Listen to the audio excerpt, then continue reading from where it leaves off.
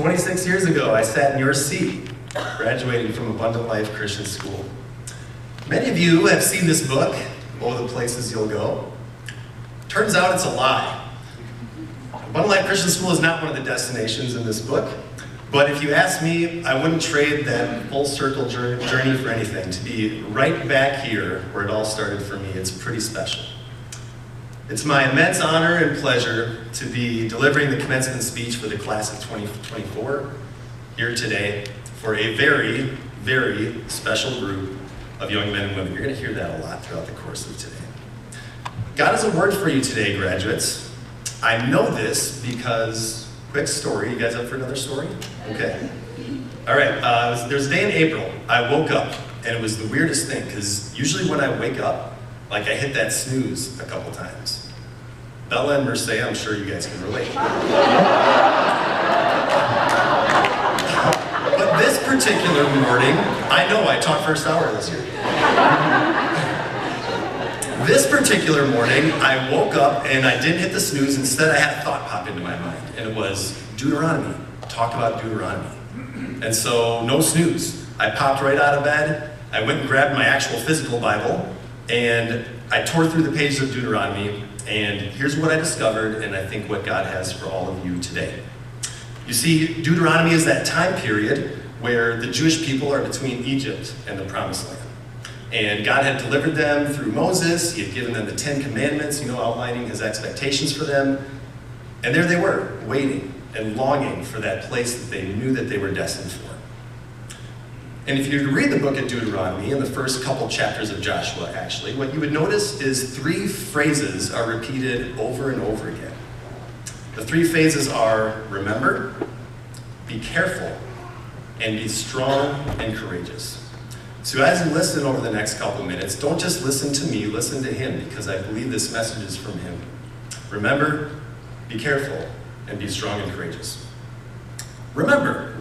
About a month ago, I passed out that survey. You guys all filled it out. Thank you. But on the survey, there were 4 questions. All have to do with memories from high school. 1 was the most hilarious thing that you can remember. 2, the moment that's frozen in time in your mind. 3 was the most challenging thing you've overcome in your life. And 4 was the most impactful spiritual moment. So here they are. Here's the responses you gave me. The most hilarious moments: Nolan's first fire drill. The question of the day: Walmart Yodel Boy. Rompe La Piñata. Many of you wrote down, I don't know why, but this was probably the most common answer, was sophomore year study halls. Slapping cheese on Mr. Struby's head. Caden's presentation. Mr. White playing Duck Duck Goose. George Mearson cologne. Eliyahu eating a worm for $15. Mr. Lenhair being overtaken by the id at Pizza Hut. And Austin Gustafson, in general. Austin, are you here today? Wish he was. Especially the infamous showdown involving Scotty O. And then the moments that were frozen in time in your minds. The senior trip, Waffle House, Six Flags. Hannah, AP Euro class, we didn't start the fire. Nathan blacking out.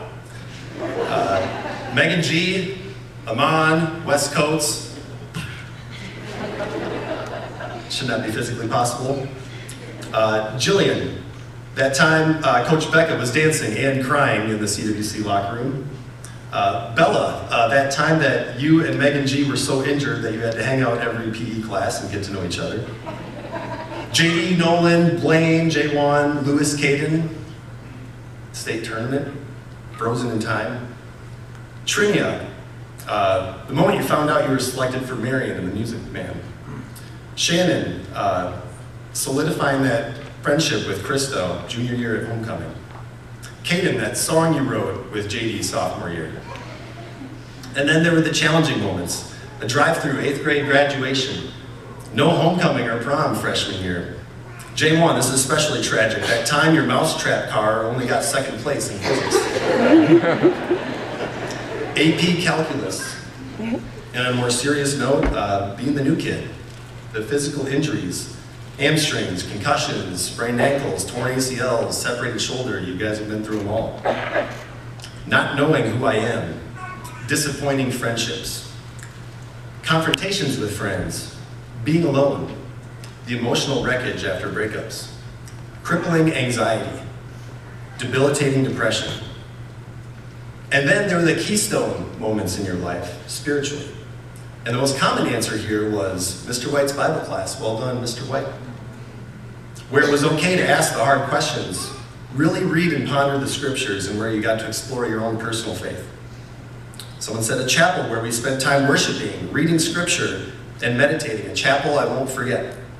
Chapels made me weep. God had answered prayers by answering my exact questions with exact answers from chapel speakers. It's crazy. Coach Vaughn's Bible studies. Freshman year small group discussions in Bible class. A couple people said Mr. Struby's sermon at the advance junior year. Sophomore apologetics Bible class with Mrs. Struby. A couple people said that. Mr. White's chapels. The Twinkie Cake Chapel. These moments, graduates, the precious memories that you have, the funny stories, and even the moments when you were most broken, these moments have shaped you. Don't forget them. God has been with you through it all. So remember. Point 2, be careful. So just as God warned the Israelites about the temptation of serving other gods, so you guys are going to face temptation. Understand the spiritual plans of the enemy and how he wants to derail your life in this next season. You'll be tempted to believe lies. So be careful not to let your newfound freedom be an avenue for you to run from God. Be careful not to let your sexual gratification become more important than God's plans for you. Be careful not to believe that your fulfillment and meaning in life can come from a single person. Be careful not to cope with anxiety, depression, pain, and emptiness with alcohol and drugs. Be careful not to believe the lie that small compromises can eventually lead to something that destroys you. So how do you be careful? How do you equip yourself with this? Well, here's what you do. You cling to your identity in Christ. Know who you are. You are his beloved. You are chosen by him. You are a royal priesthood. You are joint heirs of glorious heavenly riches. You are God's ambassadors to the world. You are God's righteousness. You are temples of the Holy Spirit. You are citizens of heaven. You are saints. You are regenerated. You are born again. And you are children of God. That is who you are. So be careful and cling to your identity. It's going to get you through. And the third point, we got remember, be careful. The third point is to be very strong and courageous. So when I was your age, some of us have heard this adage, but I heard it for the first time about your age, that there are 3 types of people in this world. There are those who make things happen, those who watch things happen, and those who wonder, what just happened? So don't waste your time. Don't let months or days go by waiting for stuff to happen in your life. Go out and do it. Be strong and courageous. And you do that by doing uncomfortable things. Join small groups. Be bold in your relationships. Take risks, but not too many risks, right, parents? Wake up early. Spend time with Jesus. That's uncomfortable. Meet new people. Read books. Exercise. Try new foods. Dream big and take initiative to make those things happen. And take initiative even if there's a chance you could fail. Because if you are not willing to be uncomfortable, you will not grow. And let me repeat that. If you're not willing to be uncomfortable, you're not going to grow. Be strong and courageous. So to illustrate this be strong and courageous and be uncomfortable point, another story time, another story. And I think it would be a total miss if I didn't talk about basketball at some point today. So I could probably talk for a good hour or two about this basketball season alone, but I'm not going to do that. I'm tempted, but I'm not going to. So I'm going to pick my very favorite story from this year. On January 13th, we played Evansville. We were 10-1 at the time, and Evansville was 1-10. And on paper, this was a game we should have blown this team out. But did we blow them out? Well, we were barely winning at halftime, and we eventually kind of pulled away at the end of the game, and we won by 15. But let's pause that story right there, and let's go back to the beginning of the season. Before we played any games, we talked about, we know that we're good. We know we're good enough to make it to the Kohl Center this year, but we need to focus on every day getting better and being present in the moment, and every practice, we got to do something to get better. That 1% thing, right? And then we didn't talk about going to state one time. We didn't talk about it once after that first talk at the beginning of the year. And there were moments in the season, like after this Evansville game, where it was like, man, you know, maybe we're not as good as we thought. In the game, and this story is actually about JD. JD was 1 for 9 from the free throw line in that game. And his percentage had dropped to 41% on the year. It was the lowest percentage on the team. And what was incredible about this story, and this is the most amazing thing I've seen as a coach since I've been here, was he came up to me after the game. He's clearly very emotional, and he says, "Coach, I'm sorry, that won't happen again." So what I learned later is that that was a very tough but very pivotal car ride home with his family. His mom, Leanna, reminded him his goal of getting to the Kohl Center. In not so many words, she told him that his free throw shooting was going to prevent that from happening. And as a leader and captain of the team, she challenged him to do something about it. So the next day, JD went to the Princeton Club, and he shot, and he shot, and he shot, and he shot, until he made 300 free throws. And on every single non-game day, the rest of the season, JD went to the Princeton Club and made his 100 free throws. So after that January 13th game, JD shot 81% from the free throw line and was statistically our best free throw shooter from that point forward. And for those of you that don't know basketball or sports, that's incredible. For someone to be the lowest on the team to eventually be the highest with all of that muscle memory involved with shooting a basketball, it's like changing your eye color. But JD knew the goal. He knew what he had to do, and he had the determination to follow through. And guess what? It worked. Graduates, be strong and courageous. What do you want? Go with God and then go out and make it happen. I've known some of you for 5 years, some of you slightly less than that if you joined late. But ask any one of your teachers here, and they will tell you what a joy it's been to teach you and to watch you guys grow up. You know, many of you are tremendous athletes. We've got a conference-winning volleyball team, 2-time, college-level basketball players, track and field athletes. Congratulations, Caden, on making it to state. We got a good swimmer, a good softball player, tennis player, and even 2 very talented gymnasts.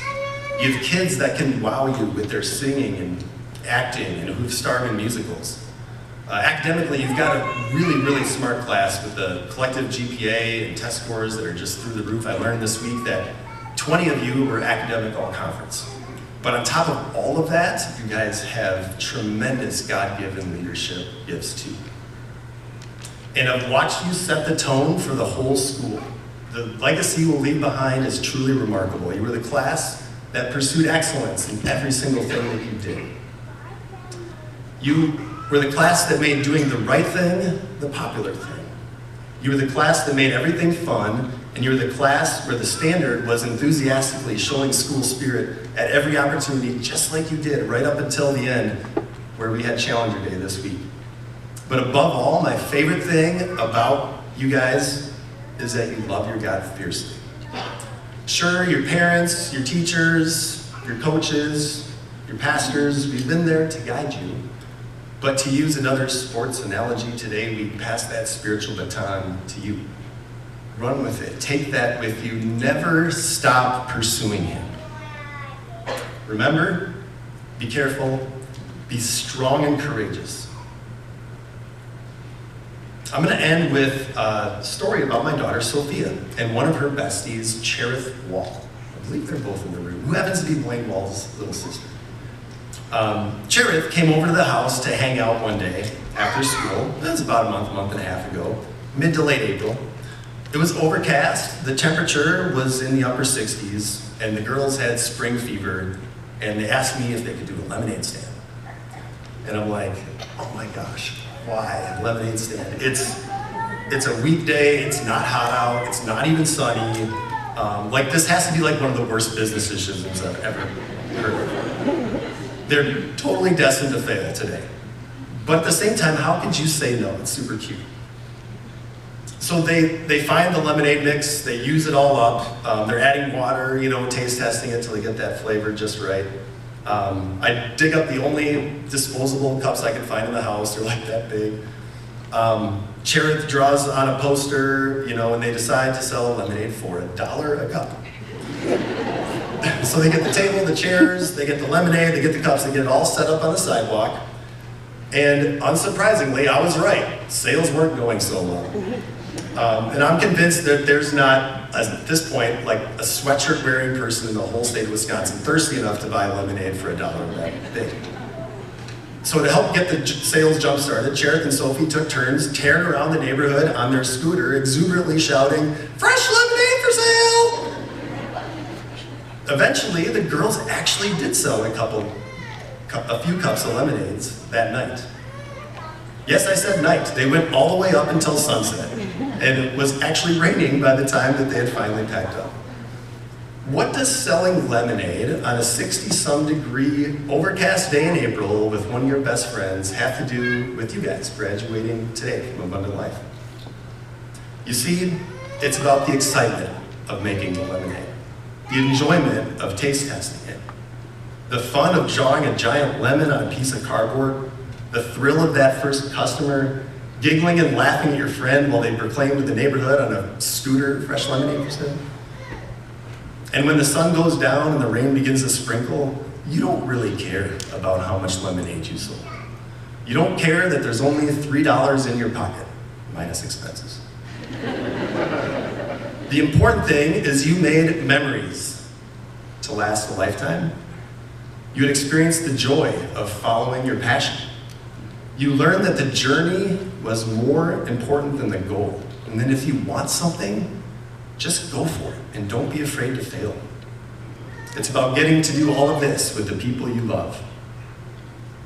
2024 graduates of Abundant Life, what is in your heart? If it's in your heart to sell lemonade, go out and sell lemonade with everything that you have.